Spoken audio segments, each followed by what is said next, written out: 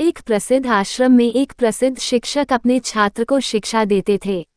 उस शिक्षक के आश्रम में बड़े बड़े राजा महाराजाओं के पुत्रों से लेकर साधारण कई सारे वर्षों से शिक्षा प्राप्त कर रहे कई छात्र की शिक्षा आज पूर्ण हो रही थी और इसलिए सभी उत्साह के साथ अपने अपने घर लौटने की तैयारी कर रहे थे। तभी शिक्षक ने सभी को मैदान में एकत्रित होने का आदेश दिया। गुरु का आदेश सुनते ही सभी छात्र मैदान में एकत्रित हो जाते हैं। तभी शिक्षक सभी ने कहा, आज इस आश्रम में आप सभी का अंतिम दिन है और मैं चाहते हूँ कि यहाँ से जाने से पहले आप सभी एक दौड़ में हिस्सा लें। इस दौड़ में आपको सिर्फ दौड़ना नहीं है किंतु कूदना भी होगा और अंत में एक गहरी अंधेरी सुरंग से भी गुजरना होगा। क्या आप सब इस दौड़ के लिए तैयार हो? सभी छात्रों ने एक स्वर में कहा, हाँ गुरुजी, हम तैयार हैं। अब दौड़ शुरू हो जाती है।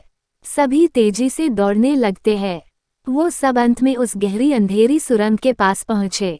उस गहरी अंधेरी सुरंग में बहुत ज्यादा अंधेरा था और जगह जगह पर पत्थर भी पड़े थे। पत्थर के चुभने से सभी छात्रों को पीड़ा होती थी। जहां अभी तक दौड़ में सभी छात्र एक समान बर्ताव कर रहे थे, वहीं इस अंधेरी सुरंग में सभी का बर्ताव अलग अलग हो गया था। सभी छात्रों ने जैसे तैसे करके बड़ी कठिनता के साथ ये दौड़ खत्म की और वो सब शिक्षक के समक्ष एकत्रित हुए। शिक्षक ने सभी से कहा कि मैं देख रहा था कि कुछ छात्र ने ये दौड़ बहुत ही कम समय में खत्म कर ली, तो कुछ छात्रों ने ज्यादा समय लिया। ऐसा क्यों हुआ? शिक्षक की बात सुनकर एक छात्र ने कहा, गुरुजी, हम सभी लगभग साथ में ही दौड़ रहे थे, पर उस गहरी अंधेरी सुरंग में पहुंचते ही स्थिति बदल गई। कोई खुद को संभल कर आगे बढ़ रहा था तो कोई दूसरे को धक्का देकर आगे बढ़ रहा था और कुछ लोग तो पैरों में चुभ रहे पत्थरों को उठाकर अपनी जेब में रख रहे थे ताकि दूसरे लोगों को बाद में आगे बढ़ने में पीड़ा ना सहनी पड़े। इसलिए सबका दौड़ पूरी करने का समय अलग अलग था। शिक्षक ने कहा, अच्छा ठीक है, अब मुझे ये बताओ कि आप लोगों में से किस किस ने पत्थर उठाकर अपनी जेब में रखे हैं? वो लोग आगे आओ। शिक्षक का आदेश सुनते ही कुछ छात्र जिसने पत्थर उठाकर अपनी जेब में रखे थे वो आगे आए। अब शिक्षक ने उन सभी से कहा कि आप सभी अपनी अपनी जेब में से पत्थर निकालकर देखो।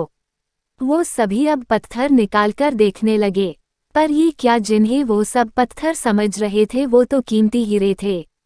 सभी छात्र आश्चर्य में पड़ जाते हैं और शिक्षक की तरफ देखने लगते हैं।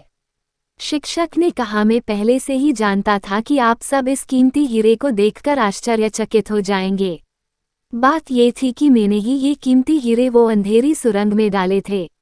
ये मेरी तरफ से दूसरों के बारे में सोचने वाले और परोपकार की भावना रखने वाले छात्रों को इनाम है।